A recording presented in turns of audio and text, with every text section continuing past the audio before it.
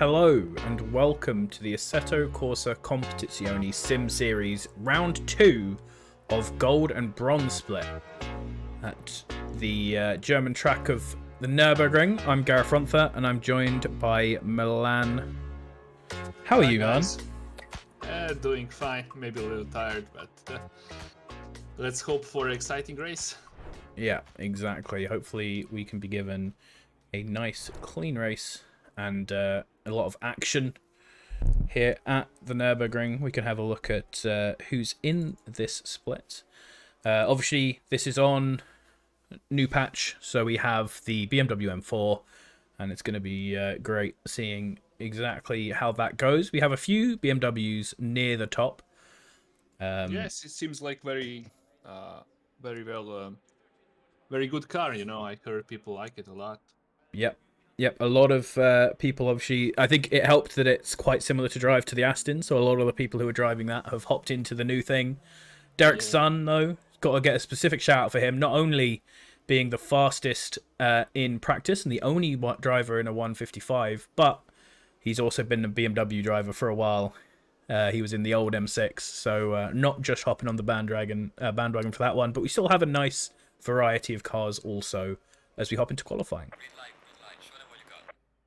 Yeah, I didn't. I updated game, but I drive Porsche for some reason. I don't know why. So I didn't check out the BMW yet. So let's see how it handles. Yeah, get the first good race with it in. We have Eric Strom out in an Aston Martin, so don't get to see anything new yet for our first lap of qualifying. Starting with the traditional stuff, for those of you who are new to ACCSS, obviously the first 15 minutes of qualifying is exclusively for our red badged AM drivers, those who are competing for the bronze championship, and then the white badged gold drivers will come out for the last 15 minutes. So what's your opinion on Nurburgring, Milan? Is it a track that you like? Yeah, I do like it. I guess when I started sim racing, this was one of the tracks I didn't like, but because it's very technical, a lot of different corners, stuff like that. but I got the hang of it, and now I'm on my usual 2 seconds of the pace. So Yeah. yeah, I kind of like it. So it's a iconic track, to say the least. Absolutely. It took me a long while to sort of start liking it, although I feel like it's a bit Stockholm Syndrome because I've just driven it so much that it has become one of my best tracks. And so, obviously, if you're doing well on a track, that's going to make you like it a bit more. But it can be a bit of a struggle for the racing. As exciting as it is in qualifying, it can be a little bit tricky to pass. So we're going to have to see how many dives into turn one our drivers can pull off, and if they can successfully get safely through turn one on the first lap. Yeah, So, you're gonna see a lot of interesting overtakes, I hope.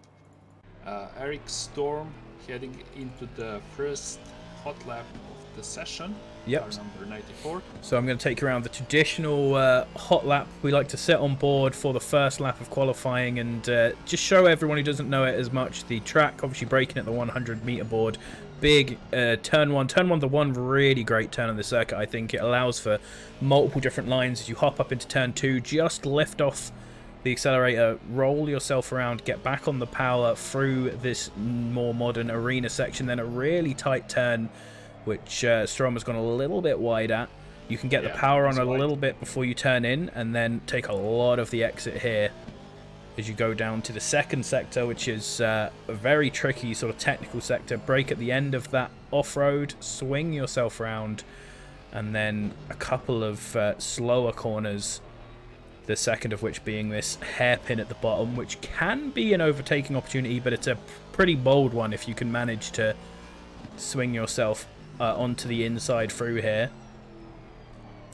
Get on the power towards the Schumacher S, where you can be pretty much flat through. I don't think since the patch anyone has been able to take it flat, and some cars never could, but just a little bit of a lift, get yourself turned in, and you can really power on towards this next left and right chicane sort of section. Still pretty fast corners, but not great overtaking opportunity, but here you're setting yourself up for a big run. Really important to get this corner right, especially in qualifying, and this is where you can get the main benefit from slipstream, because this is, even though it's very much not straight, this is essentially the longest straight because it's full flat out, and then just brake down to third, throw yourself into this chicane. We'll see a lot of people in qualifying taking a lot more curb than that, but with the new tyre model we might not see much more than that in the race, because you can easily pop your tyre there as we come round to finish the first flying lap of the session.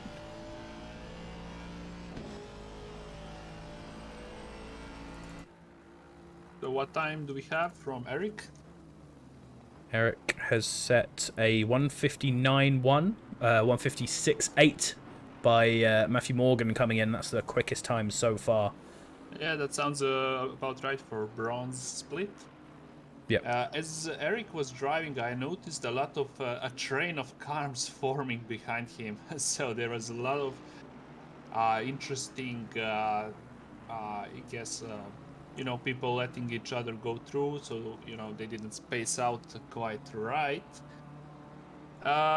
So the first times are in, and 1:56.48 is the fastest lap for the bronze split, the moment set by Galvin. Yeah, McLaren seeming like it hasn't taken too much of a hit on the new patch. A few people thought it would, as it is often considered one of the best cars, but it's still doing pretty well. Mercedes up there as well. Good to see that. I've heard a lot of people saying that that's been much nicer to drive after the update, which is very good. I can see a lot of people going off the track, so making mistakes. They have 15 minutes for qualifying. Yep. So I always, when I drive at least, I always like to set one lap for the book. That's what I call it, the one that's, not as bad, but I didn't really push. Yeah, I think the worst thing you can do is leave yourself with only enough time to set one lap and you don't have a valid lap yet, because then the stress of getting that one lap in becomes so great that you have to sacrifice the speed of your lap to make sure you get it.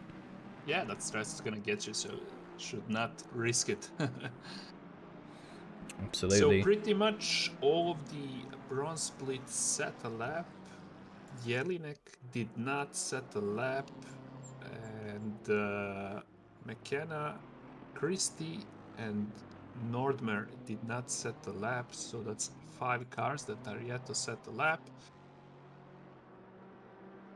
Yep. We have a lot of different times, so people are just getting out and warming up the tires and brakes and whatnot. And of course, need to find place on the track. I can see a lot of cars that are really close to each other. We Yep. have a yellow flag. Car number 92 is stuck. No, return to pit, so no trouble there.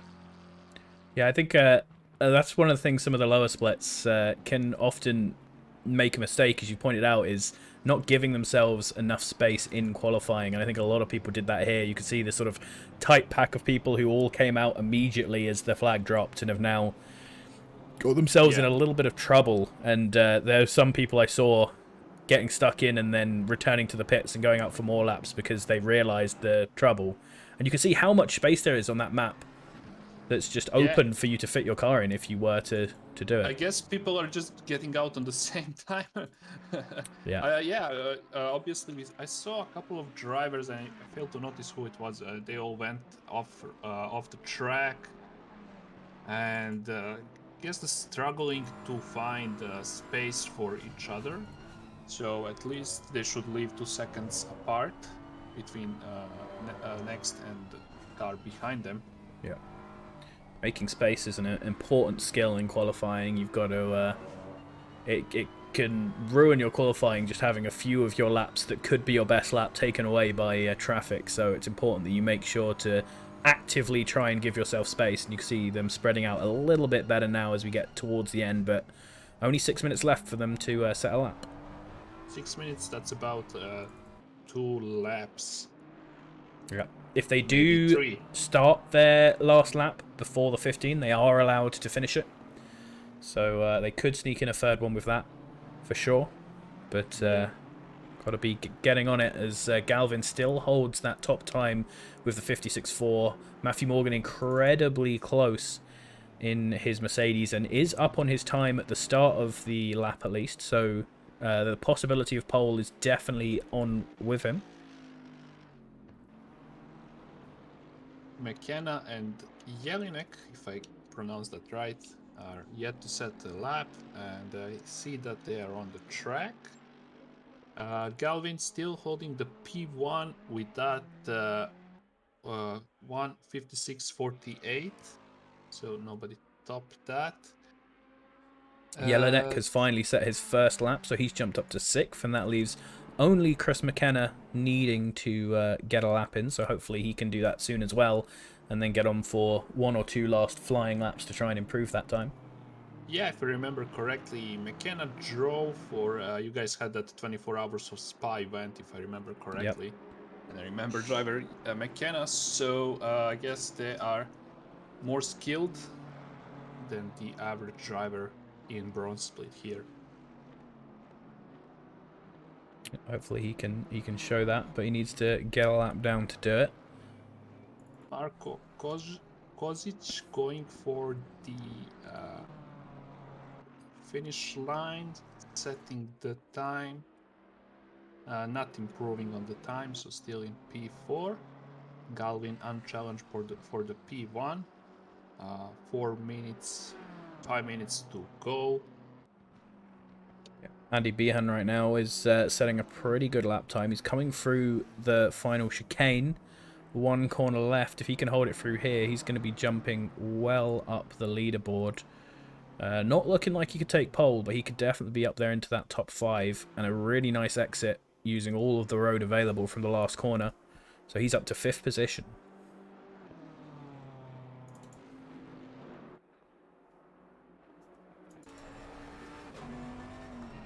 That's quite a lot of time on the left on table. 6/10 of the fastest lap, so that's quite a few Matthew Morgan as well has gone fastest, 156.2. So just adding almost 2/10 to that pole time that we had before. Kozak here might be getting caught up slightly behind the driver ahead.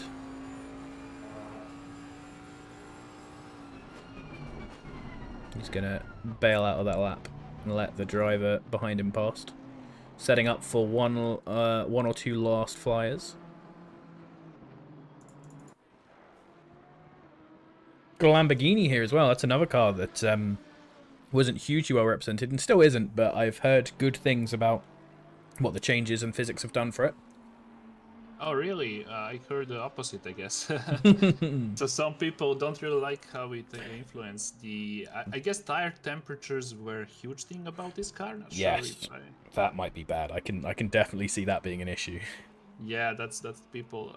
A new update has made tires getting hot easier and getting tires cooler difficult. Yep. So once you overheat the tires, they do not cool down as fast as they used to. So that's one of the things that people were, I guess, complaining.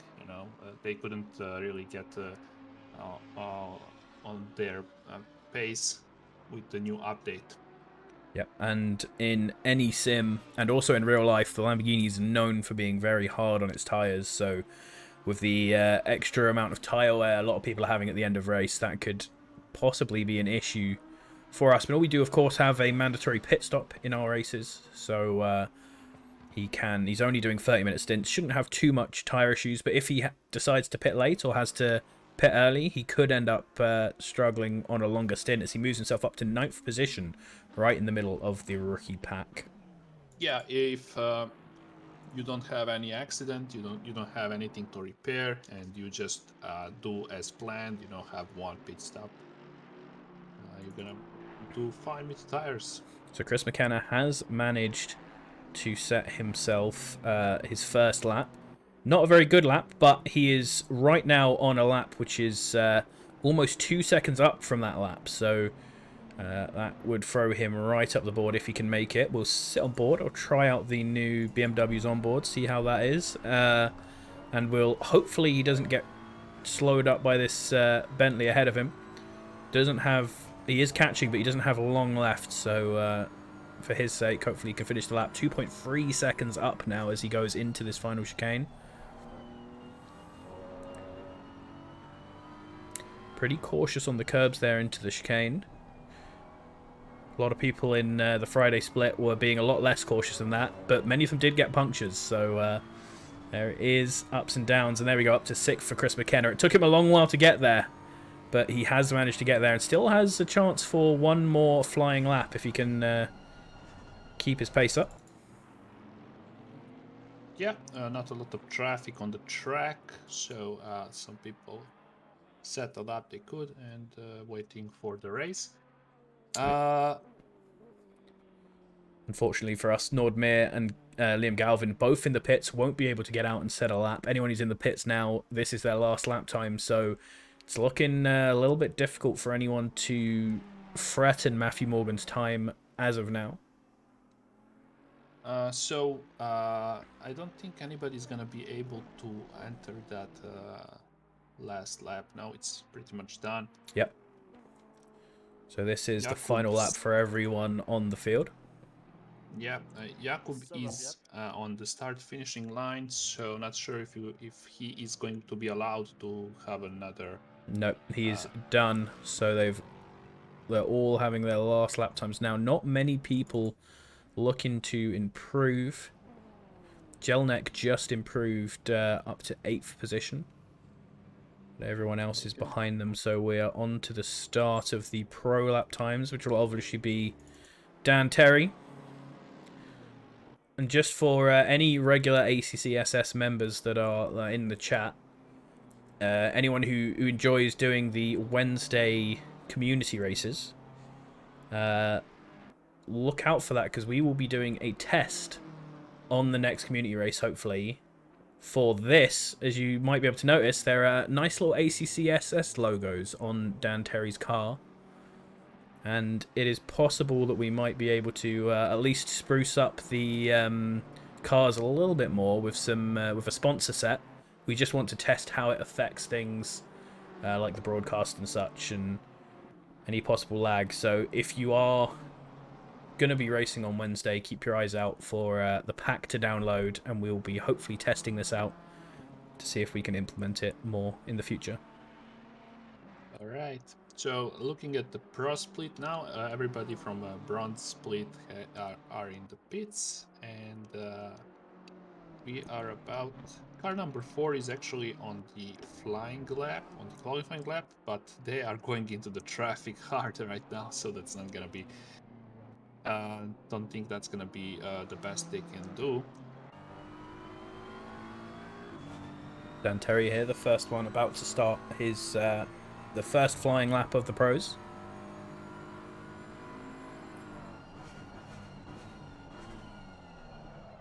Get to sit on board, and if you haven't, if anyone out there hasn't had much time to drive the new update or have been focusing on your old cars, you'll get to have a taste of the new BMW sound.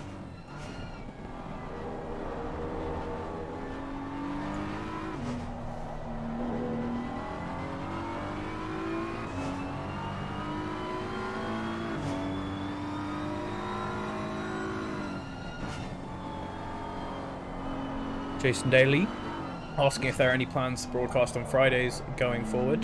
Absolutely. If we can get it set up, we will try to do it. It's all about getting the people who have done enough broadcasts with us and who have the computer and the setup ready to stream it. But we will hopefully get it done. Oh, and Dan Terry spun. So that is a wasted lap there, unfortunately, for the big boss man himself.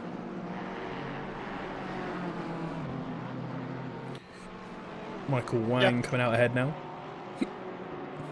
Sure, they're gonna set another one since we have enough time for 3 or 4 laps. So, do we have anybody who can set the lap? No, we do not have.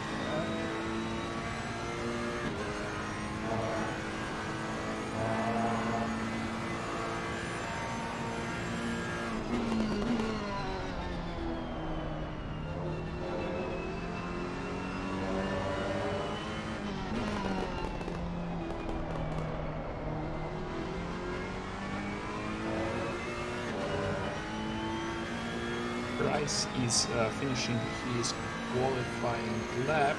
Let's see what time they can do. So that was 1 second off the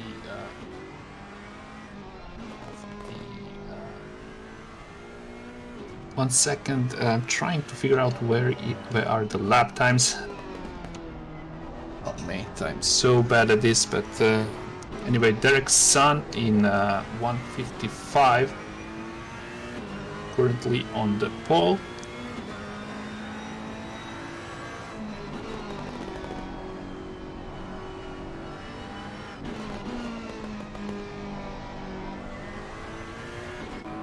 Yep, the BMW boy, he obviously drove the old BMW as well and is now probably very happy with the new BMW being a lot more competitive. 1:55.69 is the lap time they have set.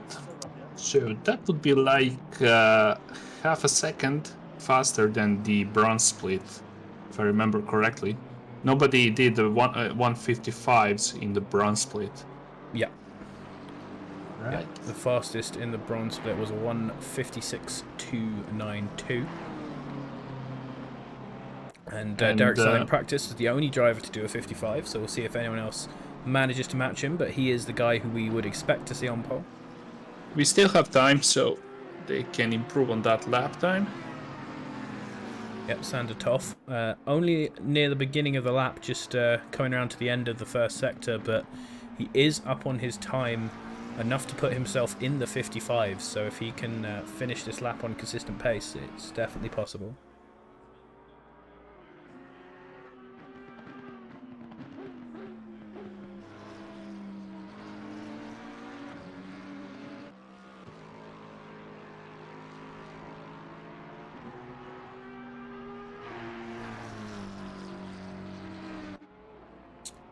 Yeah, so in the chat, I've just had the question about Hamling. So basically what happened was these splits have been a bit overcrowded, especially the Saturday split. A lot of people on reserves, a lot of people trying to get into there.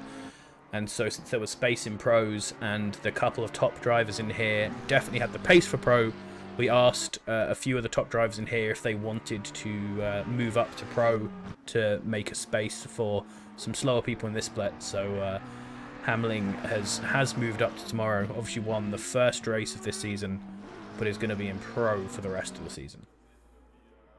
Chandler Todd setting the time, improving on his original time, and setting the fastest lap time. And he even lost some time in the last corner, so there is room for improvement there.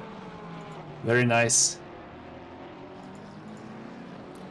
Yeah, absolutely fantastic lap from Toth. Sun coming back with his own good lap time so far. He's still got about half the lap to go. We also had Sasha Hishi, who is now in third position. He'd hopped up in front of Toff before he did that lap time, and Richard Christie getting very close as well. Still have some bronze drivers pretty high up, which we are expecting to happen as the new patch has affected some people more negatively than it has others.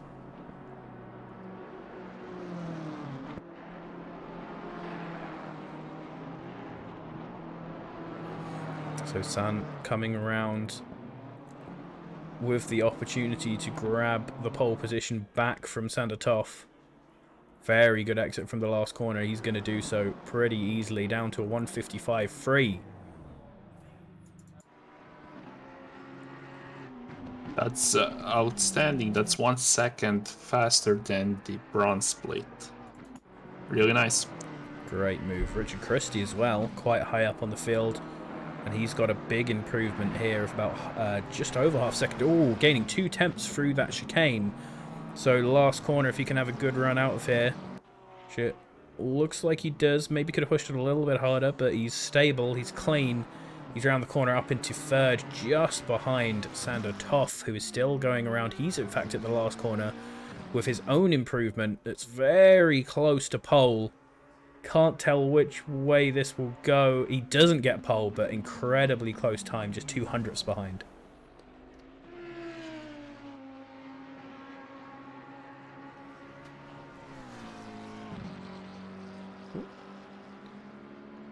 Sachs improving on their lap time. P9 for now. Paul Glover up to 5th as well. Just about to look down for Paul Glover, who was lower down the field before in the race department liveried car. Shout out Race Department podcast. And yeah, great work there in the Audi.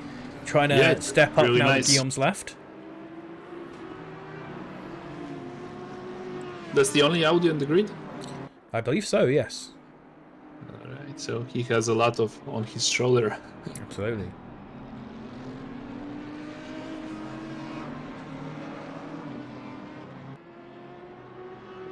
Five minutes to go.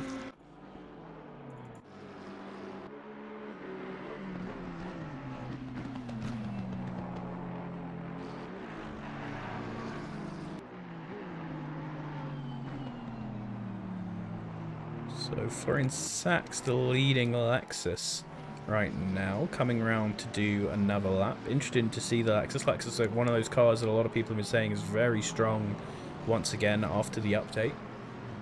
So I haven't seen anyone in this split doing particularly well with it, but it'll be an interesting one to look out for in Pro Split.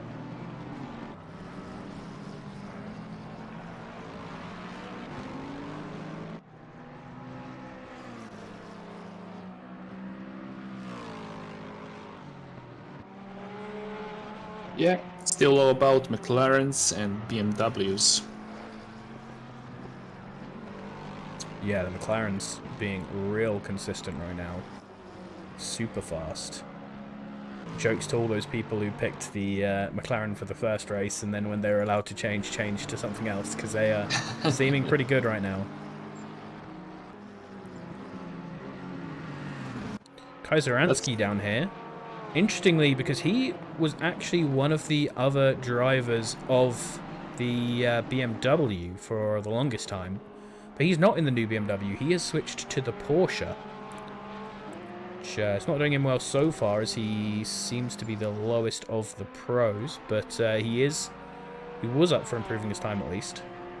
Not sure he Yep, did it that anymore. Porsche did suffer somewhat with the update. At least some people complaining about the mid-corner understeer. So not sure how that how accurate is that.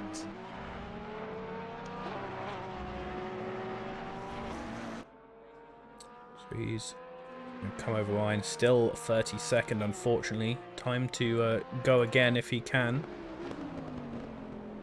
Raina Shull, one of the few Bentleys. We've definitely had a downtick in the number of Bentleys. I haven't heard much from Bentley drivers about how it is, so not sure if that is people abandoning their car for performance reasons, or if it just happens to be that a load of Bentley drivers wanted to try the BMW, but improvement there for Shull into 5th position. So clearly can't be too bad. One of the things I heard is that they improved the grip on the track in sense that there is much more separation between racing line, rubber Yes. din path, where the marbles are, stuff like that. I heard there's a lot of improvement, so I'm looking forward to playing and experiencing that for myself. Yep, absolutely.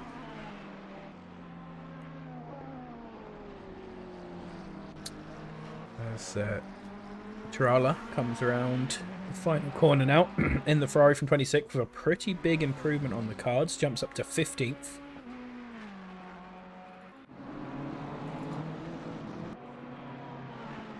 Shandor Todd is driving. He's going into the last chicane there, and let's see if he's going to be able to improve on his P2 lap.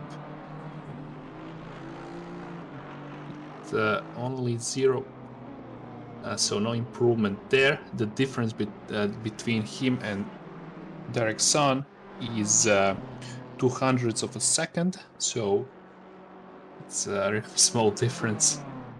And he has one more lap to try to improve on that. Well, Derek's son is still on the track.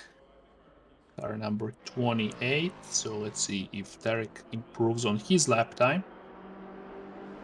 Very, very close between those two drivers. Yeah, thank Looking you. at Thank you just quickly to Devilfish for hosting, bringing some more guys in here. So, welcome. We are ACCSS, Rookie and Mid-Pack Focused League. This is our sort of our second highest and our second lowest splits today. Obviously in the white and the red. We are just coming to the end of qualifying before a 1 hour race, which is the second of our 5 race season. So welcome. Hopefully the Nurburgring will give us a good race. So far, Derek's son is on provisional pole with a great lap time of he even improved 1:55.1. there. Oh, Yeah, interesting. I'm looking at Todd. I'm looking at his telemetry, at least something I can see, and he's extremely consistent. It's outstanding. It's somewhat faster than his best lap, but I doubt he's gonna be able to bring that home and take the pole position from Derek.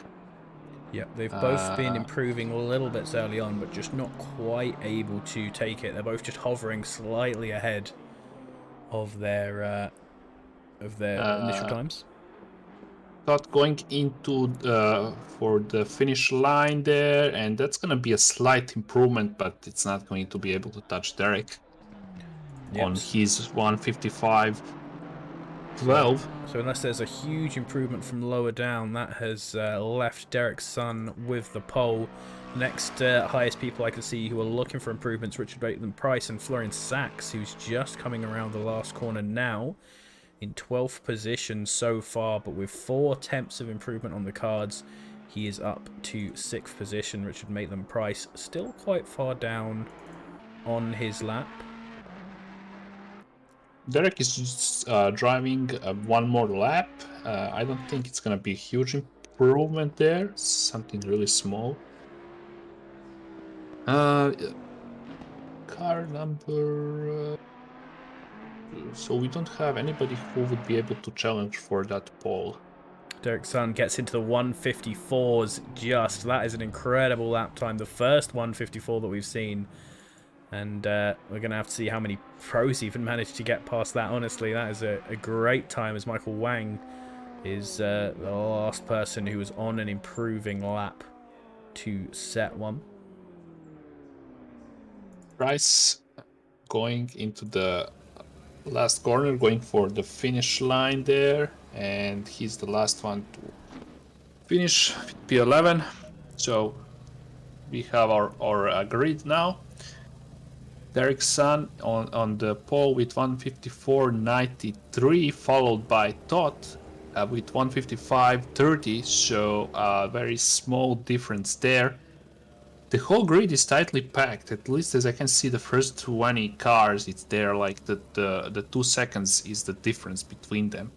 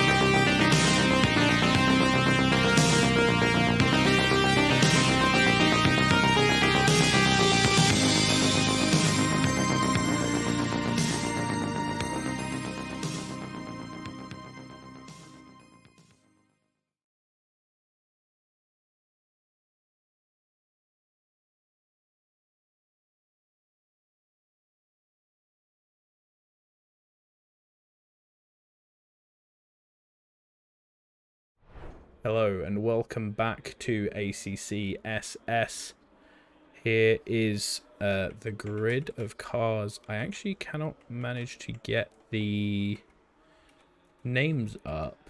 I don't know if they have changed the hotkeys for it, so give me a second. I'm going to have to slightly edit this from usual, unfortunately. But Derek Sun is first position, pole position in front of Sander Toff. And then Richard Christie and Hershey behind. Two more McLarens rounding out the front of the grid. First Bentley, driven by Shull, and then Alexis from Sachs and Paul Glover's Audi, making it quite diverse up at the front. The second of the BMWs, driven by Paulik, ahead of Bunyan and Terry. Richard Maitland-Price then in the second Bentley, ahead of the first of the rookies, Morgan in the Mercedes, and the first Porsche, driven by Leonard Schungel. Nordomir, Galvin, Wagner's, Wang, Galanos, Fabini, Montero, and Wright. Then Ed Turrell and Kozik. And then rest of the grid. Sorry about that. Is Behan, Barr, Meadows, McKenna, Coleman, Jelnik, Badej, Zoransky, Adam Burks, Aspinall, Bell, Kalberg, Strom, Christy Turner, Surson, Willek, Morrison, and Twala, who was not allowed to take place in this qualifying. So as we go off for our formation lap, we're going to leave you for some highlights, and we'll see you back soon.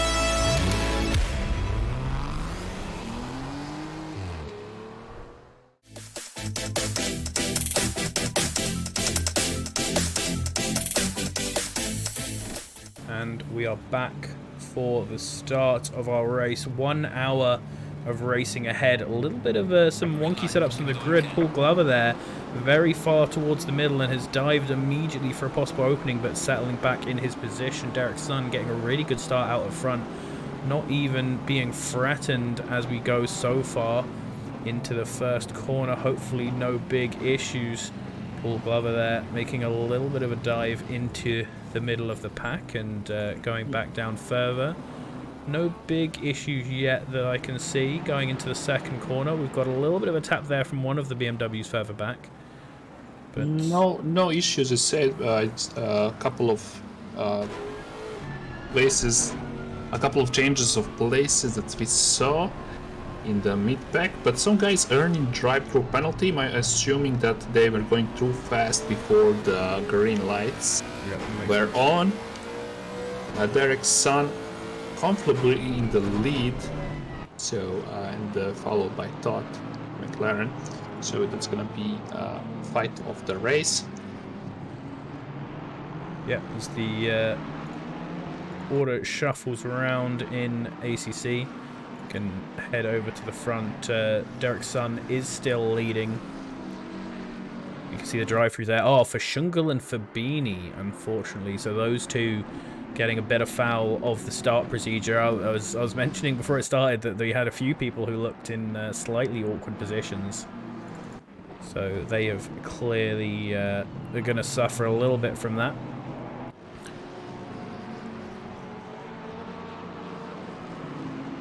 Decently close pack though, and no one has made those big mistakes. Paul Glover, the first person who's really still in a fight. Everyone else ahead of him sort of pulling out reasonable margins, going really wide there in the last corner, and he spun into the pit lane on the grass on the inside. Hopefully he can make up for that, but there is a Porsche coming through to take his pit, so he has to wait for Beanie as well. Paul Glover has had to wait for both Leonard and for Beanie, and now there is the whole field going by, so that is an awful start for Paul Glover. For Beanie going into the pit, I'm pretty sure to serve the penalty. Yep. Here we go, Dan Terry fighting with Sachs and Paulick here. Paulick's been taken by Sachs into turn one, so a nice job by him there.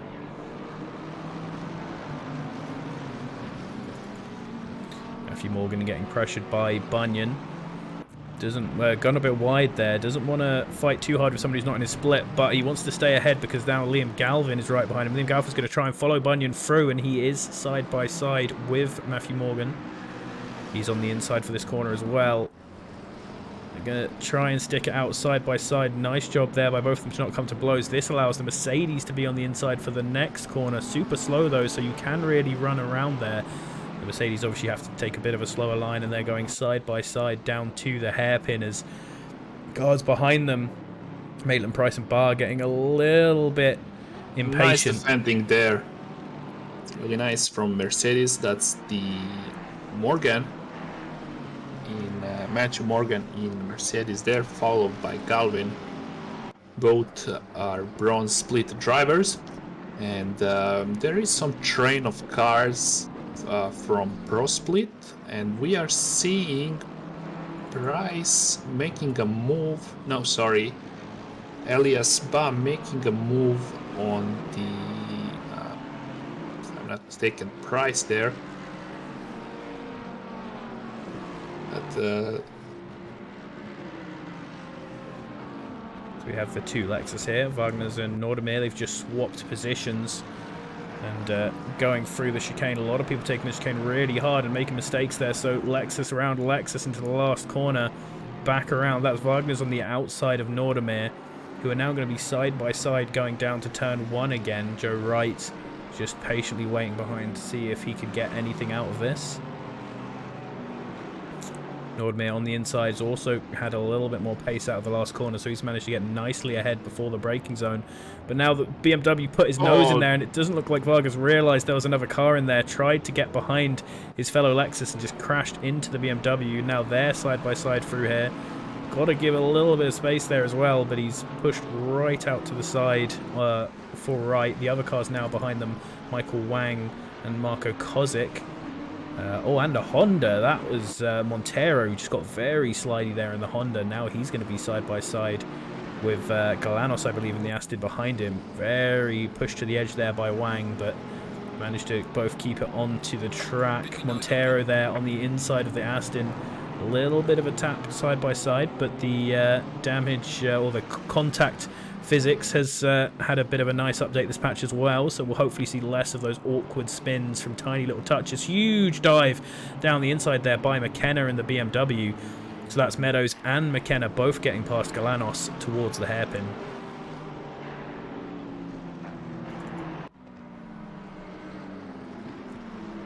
Side by side then further back again by the two Lexus, still going at it. A little bit wide from Wagner's though, will fall it off. We've still got a nice train of cars going through here at the back of the field. The front is a little bit more stretched out.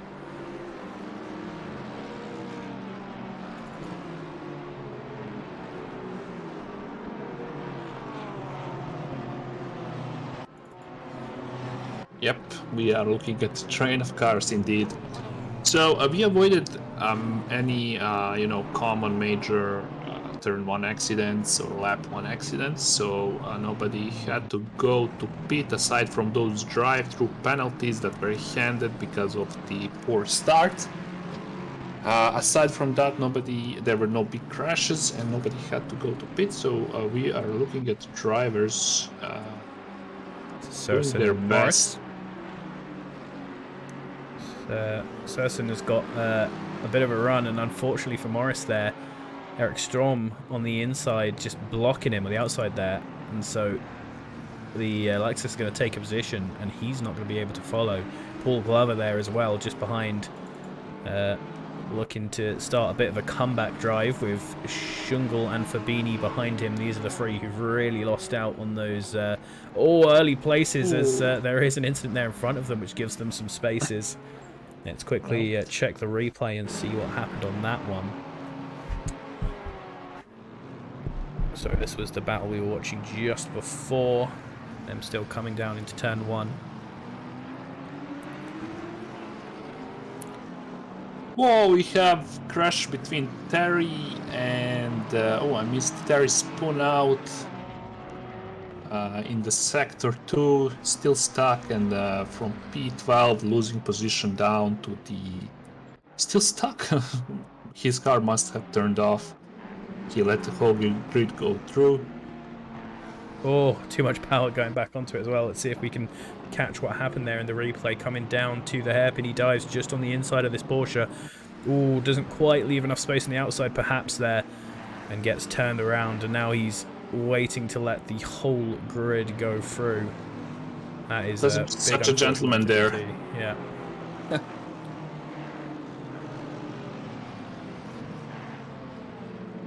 And there is Leonard Shungle, so he's come in.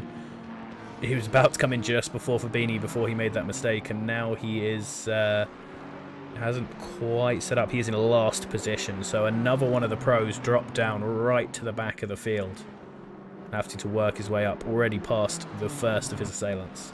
Well, nothing is over yet, so he should not lose hope.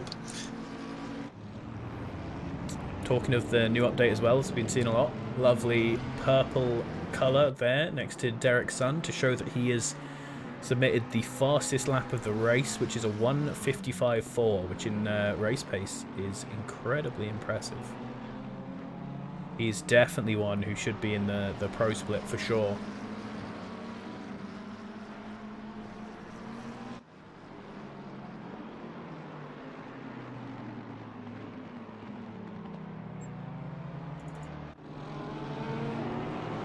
So jumping right back into the pack.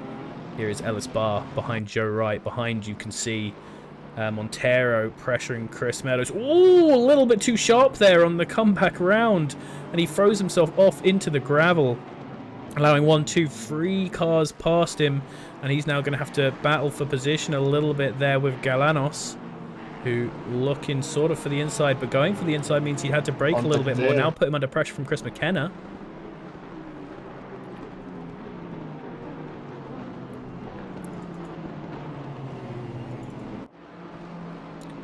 Chris McKenna going on the outside, overtaking Galanos. Zaransky there just almost comes into contact with Ed Terrell, but they both make it out safely for now.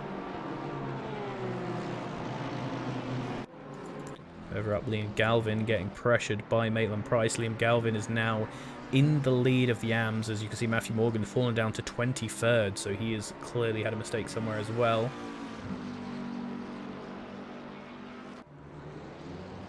Yeah, top of the grid is very far apart from the rest of the field, so they have their own race. Yep, they've also started to lap back markers as... oh no, there we go. Dan Terry, after that spin, has decided to pit early. So he is now right in the midst of the lead pack and is just going to try and stick it out and get He might pulled have around some by these faster damage drivers. there and had to go to the pit to repair it. Yep. Well, this is, as I said early, a very difficult track for overtaking, so I think this is just a good strategical call in general, because he's not going to have to do any overtaking here, but if he can follow the people who are faster than him around, he can get a little bit of slipstream, he can maybe copy some lines, have some motivation, and if he doesn't lose much time blue flagging, then that will be better overall than trying to overtake drivers who he knows are slower than him. Chris Meadows still getting pressured by Montero.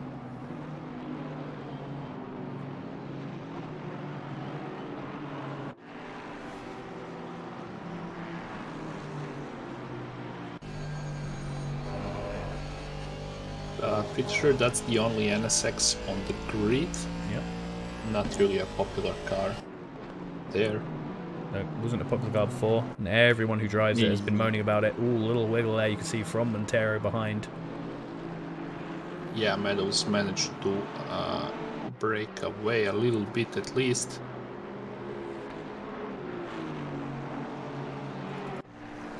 But Montero has slipstream and is closing the gap. Going into the last corner. McLaren very good there through the last corner. Liam Galvin managing to pull out a huge amount of time on Richard Maitland Price, who was right up on him until that last corner, but just the aero of that McLaren really working around the last corner here. Also one of the reasons I think that the new BMW is quite good here. Have a look further down the field and see some of these comeback drives. Glover and Shungle both managing to pull themselves back up towards the top 30 already. 55 gone horribly off there, so it looks like Aspinall possibly missed his braking zone. Oh no, that looks like he might have been in a collision. Let's hop into the replay and see what happened there.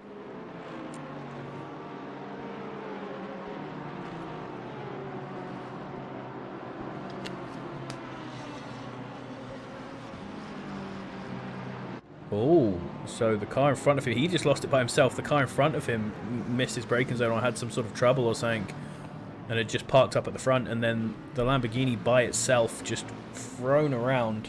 Yeah, it seems like he went very hard on the brakes, and that Lamborghini lost balance there and lost the rear end.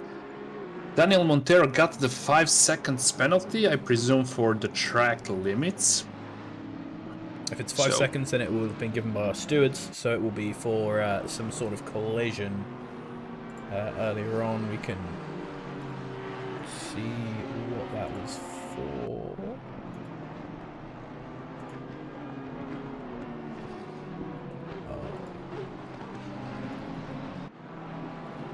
Thought I had the sheet up, but I was actually in the pro sheet.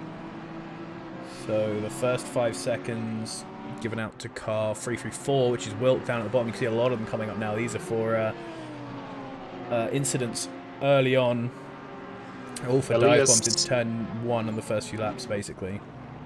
Alright, so big risk there.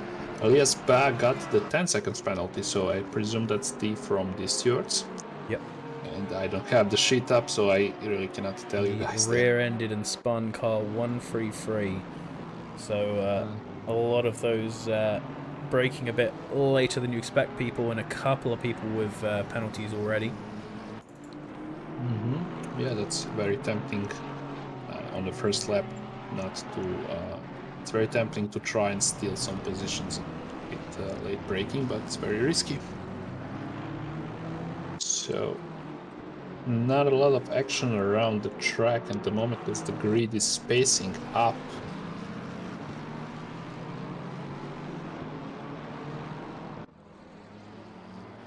Fubini and Aspinall in the pit stop. Kind of long there, probably repairing some damages.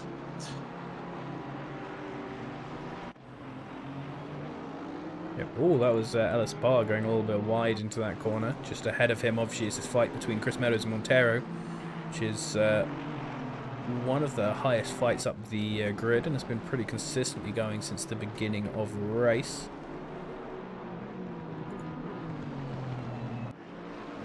Yeah, he managed to close that gap again and is trying to get that P15 from Meadows. 0.3 seconds is the gap at the moment, so that's very much in the window of where you can execute a very good overtaking.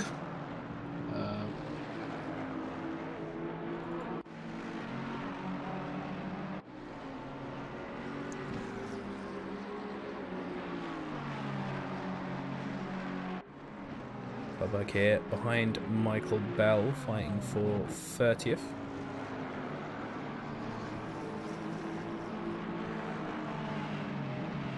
Sort of right at the back of the major pack.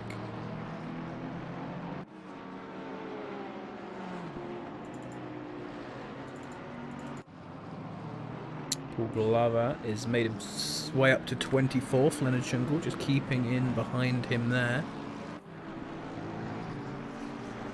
Rubini having hopped into the pits, I believe.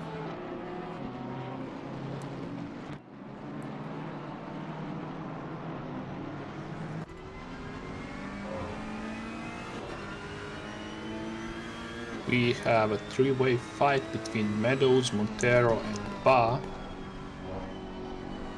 Very close, very small gap between them.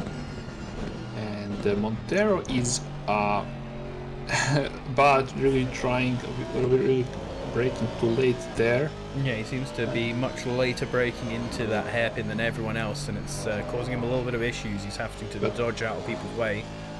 But Montero seems to be more collected, and he is on the tail of Meadows and just waiting for that right opportunity and keeping the same gap. So putting that pressure on, and somebody is probably gonna make a mistake if we don't see any chance for overtaking. Going into that last straight and last chicane there, Montero is falling down and Elias Ba is catching up there, but still kind of too far. This is the part of the track where they will be making moves, if any of them are. Montero and Bar both seem to have the Elias pace. Ba is gonna try something there. He seems like oh, no, nothing happened. Yeah, it looks actually. like he was close enough at the start of the straight, but it seems like the Honda just manages to pull away just enough on the straight to make it untenable to make the move there. Yeah, they are approaching the back markers there. That Lamborghini is Aspinall. They were into the pit stop, and Meadows has to clear the back marker, so that's gonna introduce some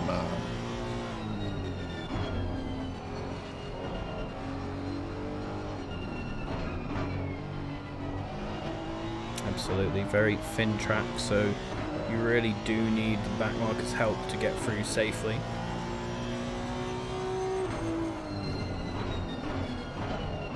Oh, Elias Ba going off the track there, very late braking and probably going into the marbles, losing the grip and going off the track. So Montero is safe there, can focus on closing down on Meadows.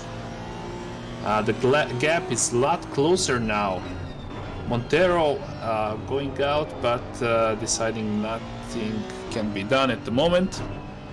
Till the 0.3 seconds, that's the very, very consistent gap there. I'm not sure if they are trying to push Meadows flashing the Aspin out the back marker, who simply chooses to ignore the blue flags. Yeah, Montero seems to just have the pace generally on Chris, but not be able to be quite as consistent, perhaps not having as stable a car. And now obviously Meadows getting held up behind Aspinall. Aspinall is going to jump out of the way onto the straight. See how Aspinall deals with this as well, because a lot of people don't do back marking very well. He has clearly lifted off. And in my opinion, maybe he was holding them up for the whole lap, and Meadows was racing really close behind him, so he should have tried at least, I guess, to find to let them through before. So the mistake that the Lambo made there, and this is very common, especially with more rookie drivers making these sort of moves, is that he tried to lose less time by keeping more speed on the straight and giving the position as late as possible. The problem with that is you then compromise your entrance into the corner. It is much better when you're a back marker to give off the time early on the straight and then sit behind the faster driver into the corner so you can take a good exit out of the corner at least. You lose a lot less time that way, and so this is something we'll have to look for in later back markers and see if any of them are making sure they lose as little time as possible when giving the position to the faster guys, because as you said, he really could have given him a bit earlier, and on this track you can't just let faster people overtake you like you can on some others, because overtaking can be so hard. Yeah, absolutely agree there. It's interesting that Elias Ba, he went out on that same chicane twice, at least, and he's still really close to the Montero. Montero simply cannot shake him off. Elias keeps making mistakes and keeps coming back. That's very interesting there. Yeah, it's like these three have an interesting dynamic where Chris seems to be consistently the slowest, but also the most stable and consistent. Montero is faster than Chris, but slower than Bar, but makes little mistakes here and there that put him further back. And then Bar seems to be the fastest of them all, but has made a few big mistakes, throwing himself off at a couple of corners. And so these guys are accordioning back and forth appropriately due to that. Yeah, Daniel Montero, he is Axiom Sim Racing. That's also the server that organizes 1 hour races like this one, but they don't broadcast him. I know he makes setups for all the other guys there, so I guess this is the driver who knows how to set up a car at least, yes, and who has some experience under his belt. So here's Paul Glover there, just saw in the background as we started that replay, having to dive out the way to not murder Galantis. And so Ed Turrell there, just makes a little bit of mistake, lets the back of his car go round, and then has to crawl across the grass trying to find somewhere to come on safely. Picks a decent location where he'll be off the racing line and then has to slot in. Yeah, that was very nice joining. No accidents and not spinning out. Yeah. Good work there. Unfortunate that he lost a little bit. Oh, somebody spin out there. Yeah, so that was Paul Glover in the Audi. Oh, no. Oh, this is his second time, if I remember correctly. Yep. Oh, that's very unfortunate. Audi not doing him well so far, coming up out of a hairpin here at the start of the replay, and I think it was at the Schumacher-Cresses that he lost it. Putting a little bit too much of the car on the gravel and then bounces across the gravel, and that unsettles the car and throws him into a spin. Yeah, he carried too much speed and went on the curb, went off the track, and the dirt on the tires, I guess, lost grip on the rear end and spin out. Daniel Montero going to the pit stop. So we are in 25 minutes into the race. So almost halfway there, and we are gonna see people going to the pit stop, doing the mandatory tire changes. Leonard Schungel now the leader of those three that were going back. Fabini obviously went into the pits, so we'll see how those strategies come out, but Leonard has been doing his own comeback drive, which has taken him up to 20th so far. Obviously, without pitting, so not quite going to be that high, but doing a decent job to pull back up the order. Further up the top, Son and Toff are the two leading drivers who have not pit still, in first and second as they were. And just behind them, this battle here, Rainer Schall with Florian Sachs right behind him for 4th position. Yeah, they are in their own race. Obviously, break out from the pack. The gap is big enough. So I don't think that anything can upset that dynamic. I don't think that Sun is gonna lose that P1 position. The gap, 10 seconds between P1 and P2, so that's, if I'm not mistaken, no, it's actually around 4 seconds between P1 and P2. That's a decent gap there. Yep, he's pretty safe for now. As long as he can keep that pace and not make any big mistakes, he should be doing well. You're gonna see how is that gonna play out as the drivers are preparing to do the mandatory pit stop and tire changes, which, if you don't have any damages, can lasts about 30 seconds. So here we go, Chris Meadows now. The Honda that was hassling him has pit, but Spa still right behind him. He's looking. It was looking good there, but once again at the end of the straight, just doesn't quite have the pace to make the move. And he's now no longer has the Honda in his way. Going very wide there. Yeah. Just trying a lot of stuff there. He doesn't seem to, he doesn't seem very collected. He's just going for any opportunity that he seizes. And Elias seems faster than Chris, at least in my opinion, but Chris is much more calm and collected and doesn't seem to be affected by the attempts made by Elias there. Going into that infamous chicane, Elias doesn't go out, so that's good.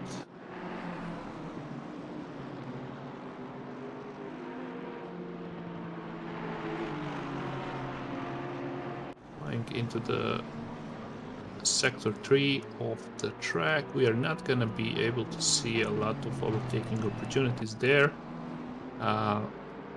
Elias Spa very late on braking there, and pretty sure he lost sometimes by trying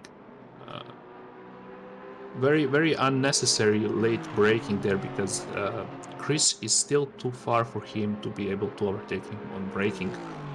So Schall, Hershey and Bunyan are all moving into the pits, so we're starting to see more of our lead drivers going for that.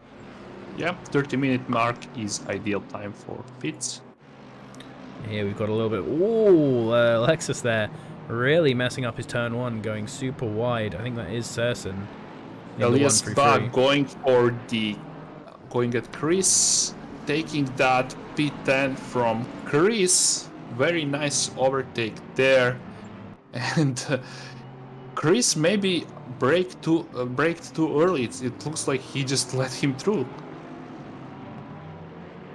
Yeah, perhaps realizing that he still has quite a way to go, doesn't want to hold up a faster driver behind him, especially one who is, as you say, taking every opportunity to try and find a way past. So maybe the safer option here for Chris Meadows.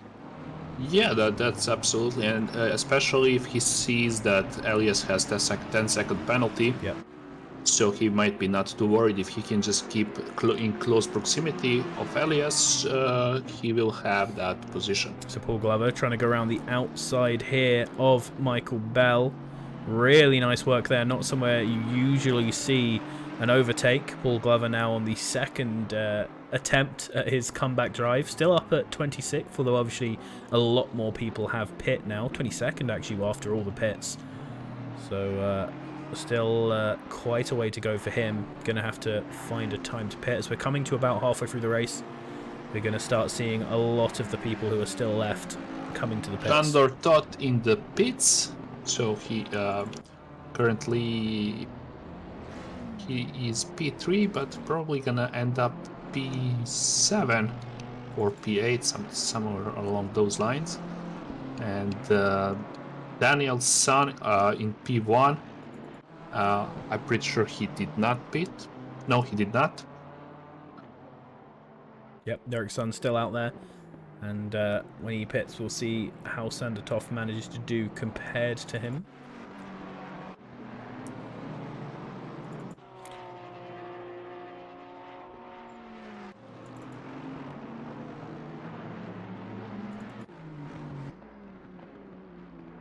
So all of these pit stops led to mix up between back markers, front runners, bronze, and silver or pro split. So a lot of blue flags. A big setup here. McLaren there trying to let some of the higher up guys go. This is a little freeway battle for the lead. This is the podium of AMS that we're watching here. Galvin, Wright and Kozik together. Toff and Sachs just behind them. So that's obviously Toff's just come out of the pits. And there is a Ferrari back marker. They still have to go to pit, so that's... Yep.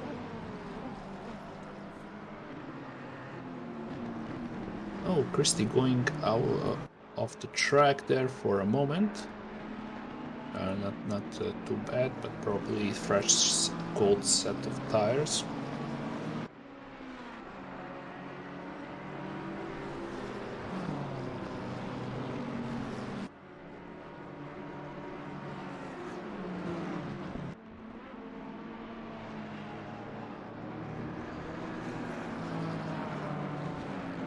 Vargas going to the pit, probably only Lexus or a couple of Lexuses on the grid. And here we have another little freeway battle further back. This is right near the back of the field, but Wilke, Kalberg and McKenna all right by each other. Oh, yes, a lot of traffic on that T1 there. Hard to keep track of who did what. We now got Strom and Hughes around here as well. Hugh Morris, they're getting caught up in this, having their own battle. So these guys, it looks like it's just come out of the pits, so the timing still has time to settle down. A big hit there between Hughes and Kalberg, and that has sent Hugh Morris around. Turn around off the track and get back on going. Got to be careful because he will be rejoining onto the racing line, but the two cars behind see him coming on and smartly hop out of the way. One of those cars being Leonard Schungel, still on the chase. And that is Derek's son just ahead of him, who's just come out of the pits. Yeah, completed his mandatory pit stop, and now on P8, he is going to go to chase back to that P1. Yep, so he's still come out ahead of everyone else. We also saw Vargas coming down the pit, who, after his 5-second penalty, is falling a little bit further down. Todd is in P15. Yeah, so Toff has had some sort of problem, because he's fallen well down from his position. Schull and Sachs both ahead of him now.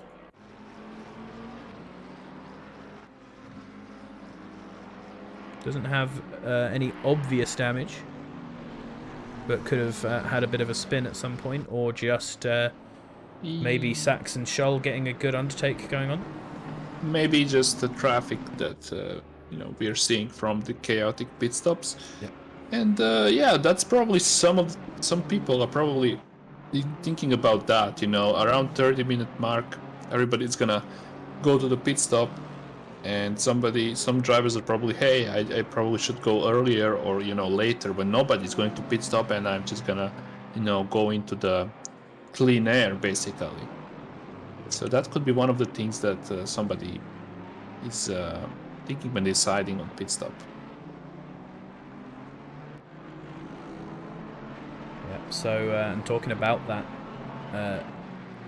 the traffic as you were. Derek's son getting held up a little bit behind a few now. He's got to make his way past these Ferraris.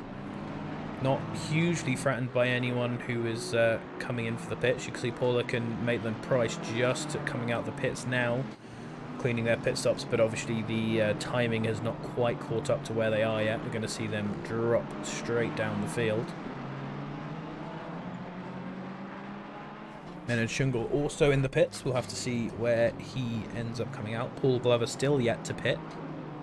Him, Adam Burks, Joe Wright, Kozik, Meadows and Wang are going to be all the last drivers to stay out for their pit stop. Yep, Derek's on behind them. No real reason to hurry or to risk anything, so just driving his own race. Here we go. This is Ed Turrell driving down Daniel Badej. Daniel Badej gives him a little bit of a tap, having more momentum as he comes around the first corner, but generally a clean overtake there by Ed Turrell.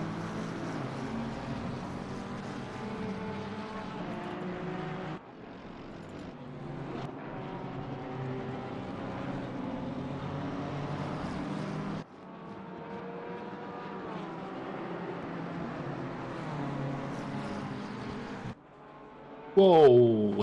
Contact there between Derek's son and Wang.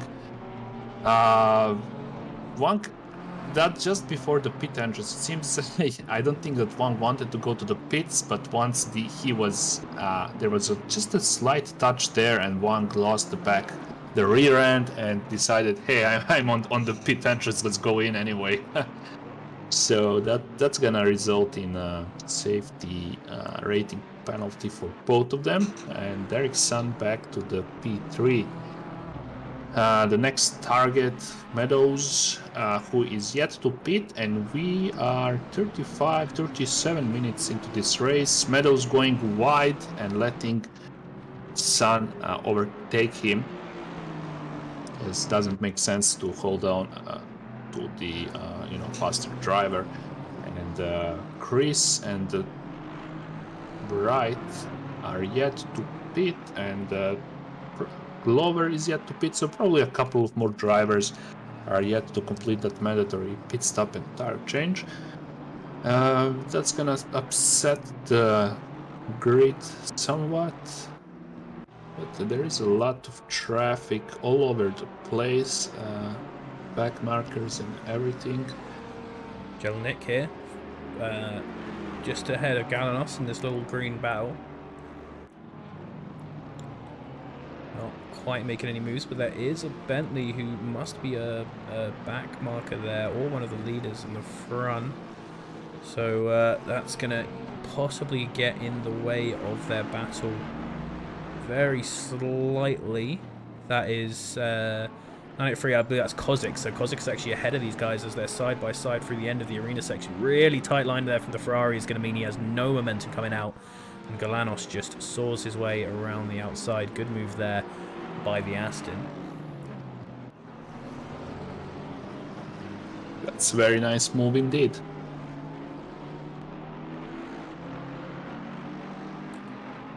So Glover going to the pit stop, Meadows already in the pit, and that's about it.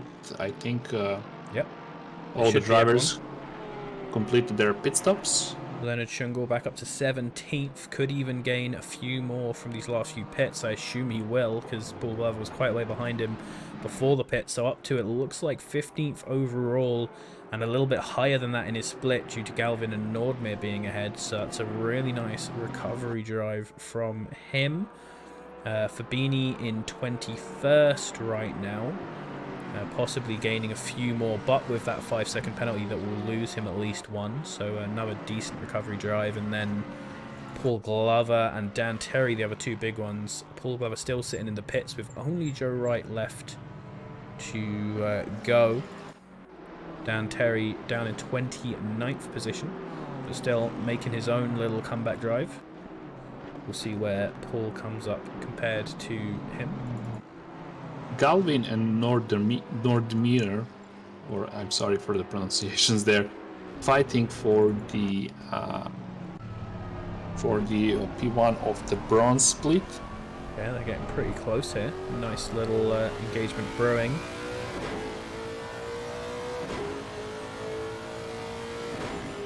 Mercedes of Morgan down in 26th, but that is P5 for the pros. He started on pole for these guys. Followed by Montero. Montero ended up on P14. I kind of forgot he made up some places with all of the pit stop shuffle going on, and now Chris Meadows has a drive-through, so that looks like he got a penalty for just slightly speeding into the pit lane. Oh, that's very unfortunate there. That is something that's been made slightly more harsh in this update too. There was a little bit of abusing you could do coming in and out of the pits, and that has been changed around. So perhaps Chris Meadows hasn't had enough time to get used to the new stricter pit in. You have to practice pit stops. Yep, you do. There's Nordemir making a little mistake, letting Montero through. Doesn't lose a position in class, but this will pull apart that battle for P1 in AM. Yeah, Montero getting P13, going up the grid, and Calvin is now unchallenged for that P1 in bronze split. Oh, McLaren there just re-entering the track. Was that Fabini or no? It wasn't. Badej, that was. Let's see what happened to Badej there to cause him to go off the track. Probably just running a little bit hard through the chicane. He's right there with Fabini just behind him. Oh, is he just going to get too much acceleration? Oh, on the inside curb. That actually throws him outside.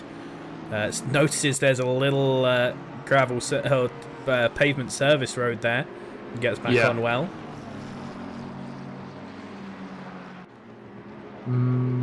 Meadows and Turrell fighting out for P17. Meadows did not serve the drive-through, and Fabini going. A little bit of tapping there between Meadows and Turrell. Fabini having a look in as well. Meadows going live there. Fabini trying to get a good run and almost gets tapped in the back by that Lexus, but it is going to get past Chris, who's now tumbling down a little bit. Has to be careful there as the Lexus almost goes into the back of him. Yeah, Turrell went too wide there and lost 2 positions. So that is the Porsche of Kaiseransky just behind him. And then they are all, I believe, about to get... No, that is Kozik. It is for position. Same with Galanos as well. So we've got a nice little train here. All of these cars that we see, all these 6 cars are for position. So Chris Meadows is going to have to hop into the pits and this time try not to speed in them.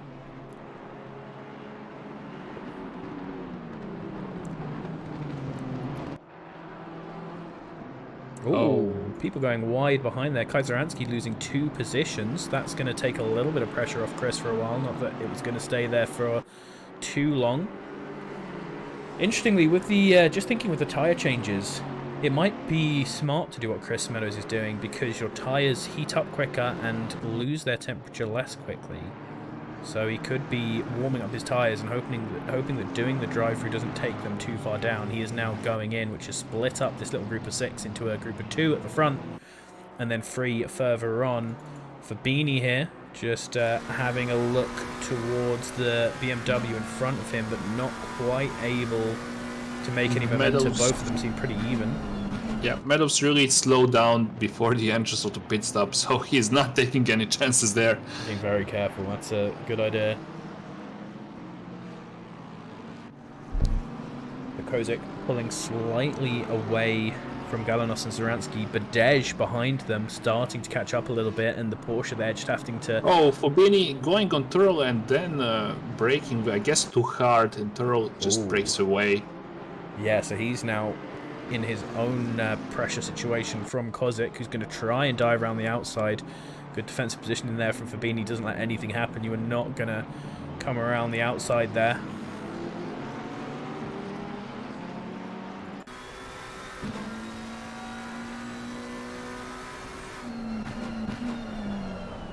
Yeah, this very risky corner for overtaking, so Kozic doesn't try anything there.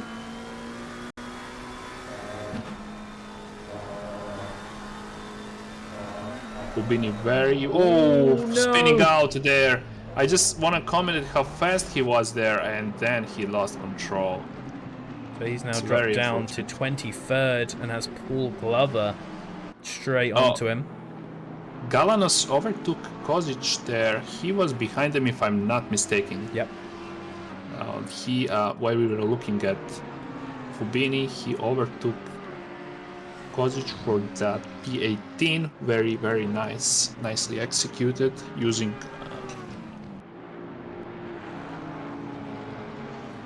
Very close through the chicane. Paul Glover right on the back. Going to do a little bit of rally driving there. almost hit them. Just breaking in time not to hit Fabini, absolutely. Now Yep, he's right behind. He can go for a little look here. Fabini going very defensive. Here comes the Race Department podcast host around the outside. Looking to get that exit corner speed, which he did, and going in front of the Fubini. Very nicely the done. switch back from Paul Glover. Lovely move to put himself in front of Fabini, who also has that 5-second penalty. And now Paul Glover can carry on with the second of his 2 comeback drives in this race. Raina Shull here, just behind Hugh Morris, who is a back marker, is being pressured by the BMW of Paulik. Hugh is going to be a good back marker and let him out, take a good line through the chicane, so didn't lose too much time there himself either.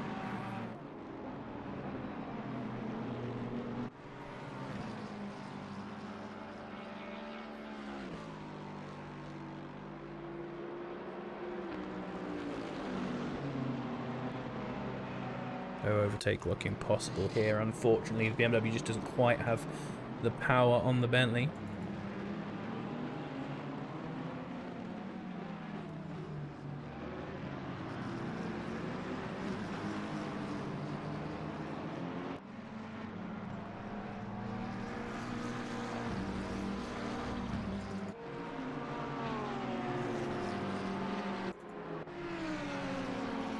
So Fabini still sticking to the back of Paul Glover as Paul's trying to turn up to the rest of this battle. Adam Burks now chasing down Dan Terry. Michael Bell on his back.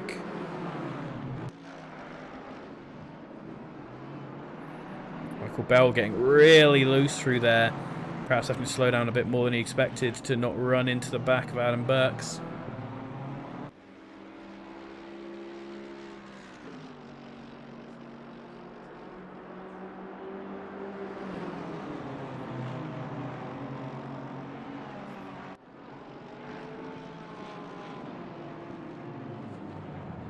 Is following him very closely. Maybe he should watch what Glover did there and try to enter that chicane very slowly and have more corner speed. Burks closing down on Terry. All 3 of them are very close. And now we are going to the middle section of the Nurburgring. Burks trying to stay close with Terry there.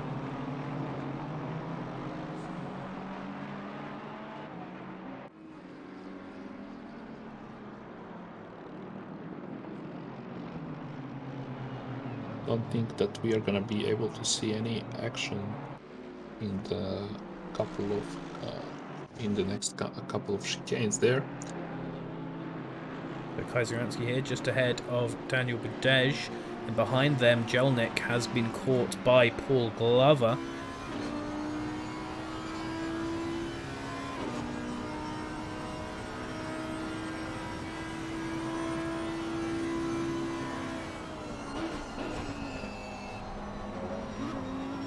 All of them being pretty respectful of those curves, don't want to risk any sort of tyre blow up. Oh.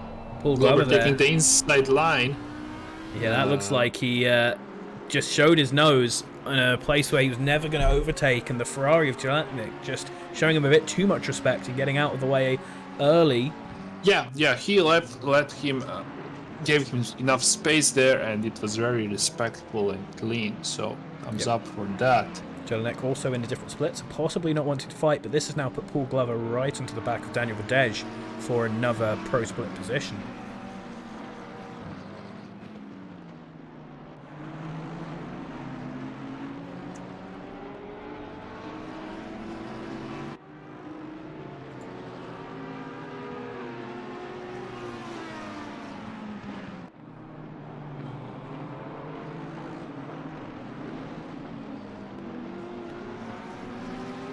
Very close on the back is Paul Glover. We'll see if he makes an aggressive move down into the hairpin. He's clearly still faster than all these guys as he is on his comeback drive, and he is going to go down onto the inside. Badej, ooh, coming in a little bit, taps him around.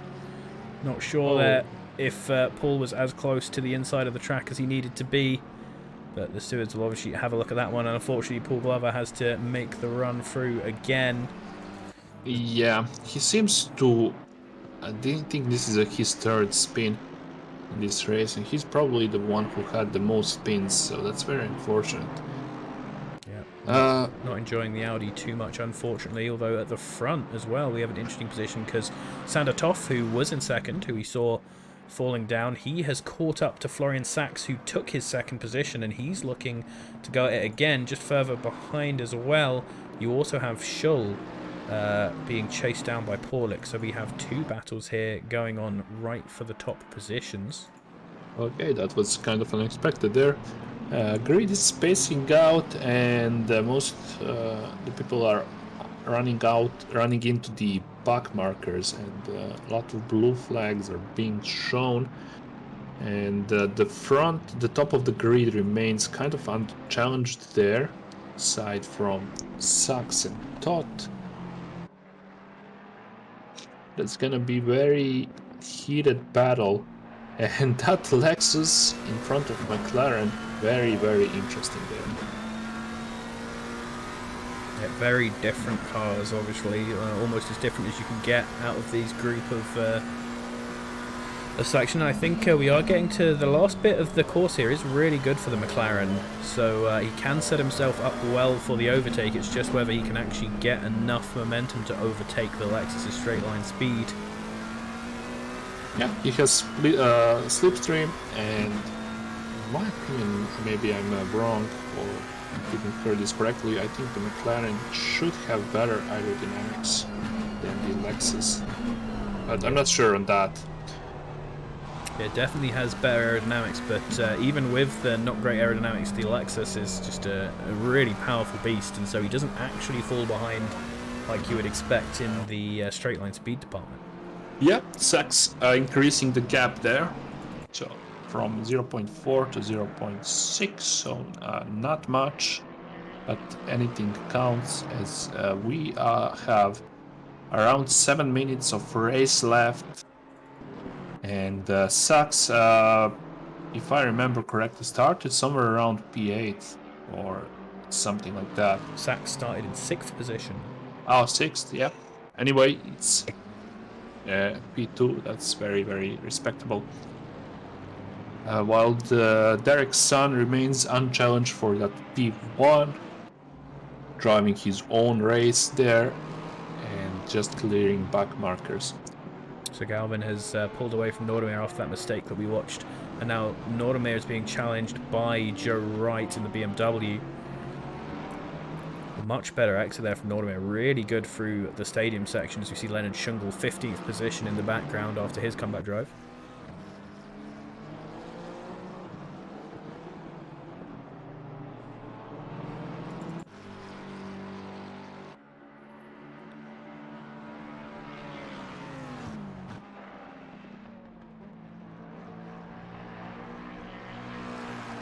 A few battles coming up now near the front.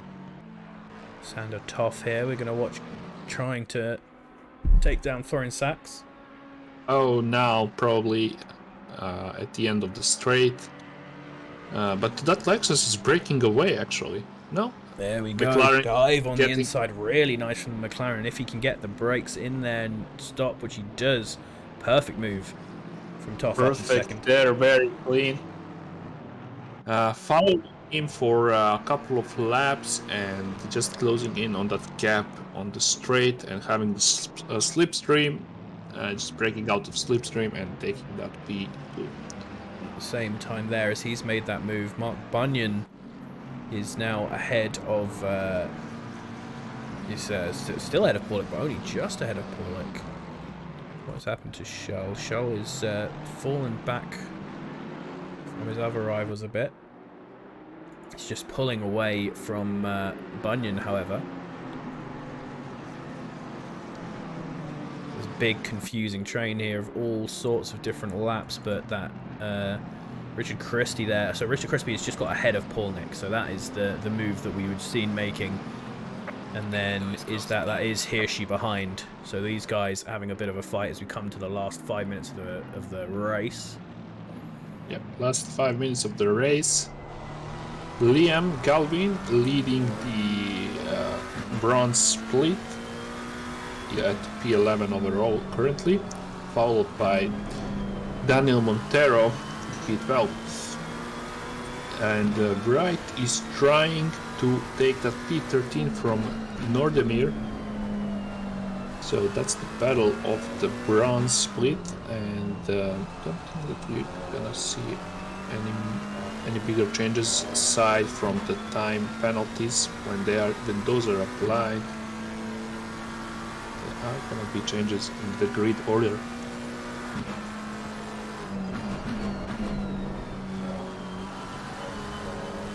Hirschi following Pauli for that P7, and Paulik driving that new BMW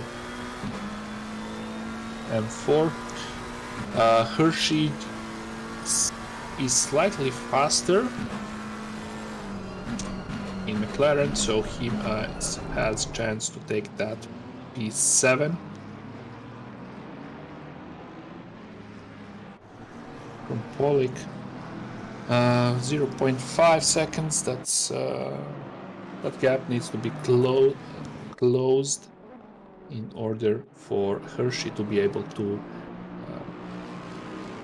do something about it. Kozik there having a little bit of a run over the chicane, and now has it's like Galanos right on his back. Galanos, who was ahead of him before the last sector timing, but move there somewhere made by Kozik, and he is now pulling slightly ahead as well, just behind. Oh, we have a big accident in middle sector there. Sorry, I missed who it was. Seems to be like. So one of the cars involved was this 334. So let's check out what happened. Guido Wilk coming up. Just losing the back end. Yeah. Yeah, and then bad avoidance there from the Lexus behind you, just clonks into him. Unfortunate there, going to take a little bit of damage. Luckily not long for him to run with that.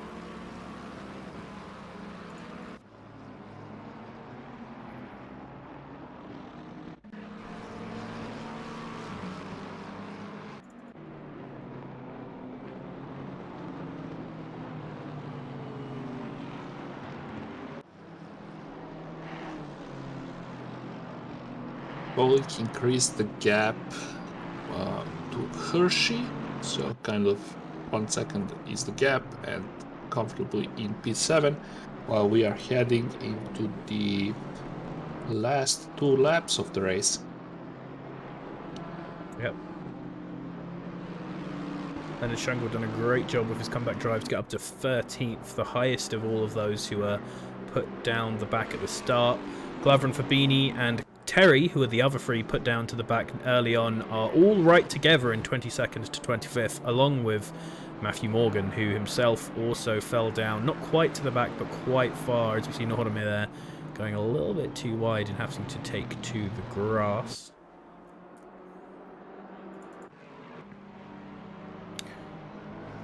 Liam Galvin, the leader of AM, by quite a wide margin there, being chased down by Montero for his overall P11. Yeah, don't think that's gonna happen. So I think that Galvin's gonna stay in P10, which is very respectable for bronze split driver. Yep, it's very close here behind Nordemir, Kozik and Galanos. Yeah, Galanos very close to the Marko Kodic. And those 3 cars are very close, a lot of positions to be gained and to be lost there.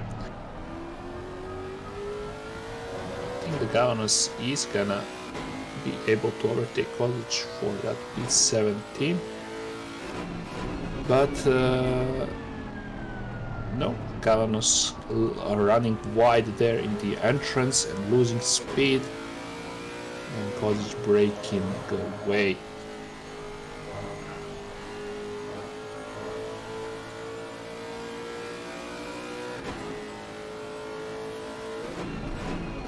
So Nordemir and Kozic 0.2 seconds, really close. Just have to try and remain calm and collected and decide where to try his move, because he's not gonna get any more chances after this. Yep, leader is on the last lap, so there's not a long way to go for our drivers.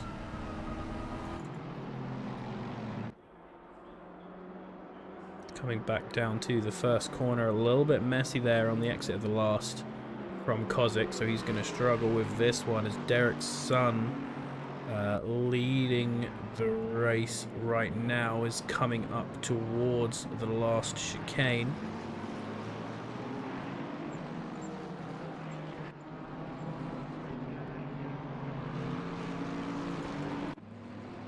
Yep, Derek's son, last corner, going into the And we need to check this finishing. quite quick, because this is Richard Maitland-Price here in the Bentley, and it looks like, oh, there was a McLaren who'd spun in front of him. Yep, Derek's son won the race, and the flag. There we go. That was how Richard Maitland-Price made the move on Hirschi. Hirschi had just had a spin, and so not on the greatest tyres. Richard Maitland-Price comes through. That was a nice move for 7th position in the race, as they're now coming up to end. Derek's son across the line in first. Sander Toff second. Rainer Schull will lead Mark Bunyan and Richard Christie across.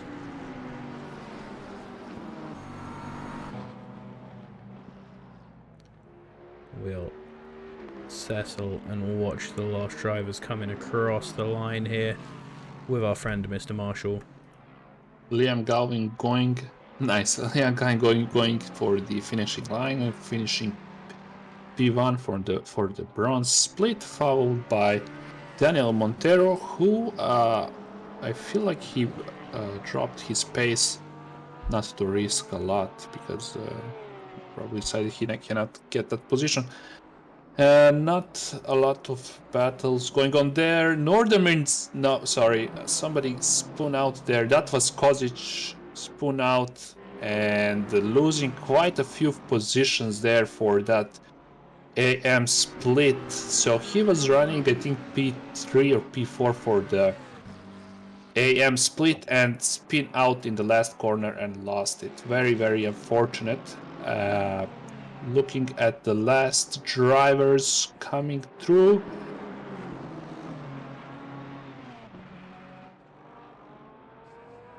We are pretty much done. At the end of the race, we'll try and have a look back between what happened with these guys near the end. So this is Nordemir, and there's Kozic behind him, Galanos just behind them. So coming across the chicane, Bentley going for a pretty crazy last lap move into the middle. Oh, that's an unfortunate one. A little tap sends him right around. Yeah, he was, I guess, lucky he didn't end up straight into the pit, so... yeah. But yeah, very unfortunate there, but nice race overall. I really enjoyed it. Yeah. A lot of battles, a lot of things to look for. Aside from the top 3 finishers, we didn't really saw a lot of the action on the top of the grid. So Derek's son, congratulations on winning this race. An incredible drive, but not the BMW domination that many people had feared in the chat. Seems like the McLaren is still doing well. Bentley in third with Schull, Toff second, Bunyan third, Christie, Paulik, Maitland, Price, Hirschi, Wagners and Galvin. Then Montero, Sachs, Schungel, Coleman and Nordemir rounding out the points-paying positions. Yeah, it's not about car as much as driving skills, and I guess luck at the end, not getting punted in the first lap of the race and doing best you can to shave that time. Absolutely. So, and thank you congrats everybody for from watching. Derek's son, from me. Yep. Thank you everyone for watching. Thank you Milan for commentating with me. It's been a good race 2 of our champion split. Hopefully there will be a race tomorrow, but I will not be there to do it. So it will all be on whether Roy can get the time to. So hopefully we will have that for you. If not, we will be back next Saturday and next Sunday for sure for bronze and gold on Saturday, of course, and then pro on Sunday. So thank you everybody for watching. I'm going Thank to... you guys for watching, and thank you Garrett for having me. It was a pleasure. No worries. Thank you for being with me, and we're going to throw to some quick ads to finish it off. So thank you for everyone who's followed and subbed during the stream and such. Some quick ads, and then I'll find another sim racing stream for us all to go and watch. Thank you very much, and goodbye. Bring the smell of rain into my bed and lie so close to me. You could be inside my head. Maybe it's a once in a lifetime kind of thing to feel the kind of magic that your love brings.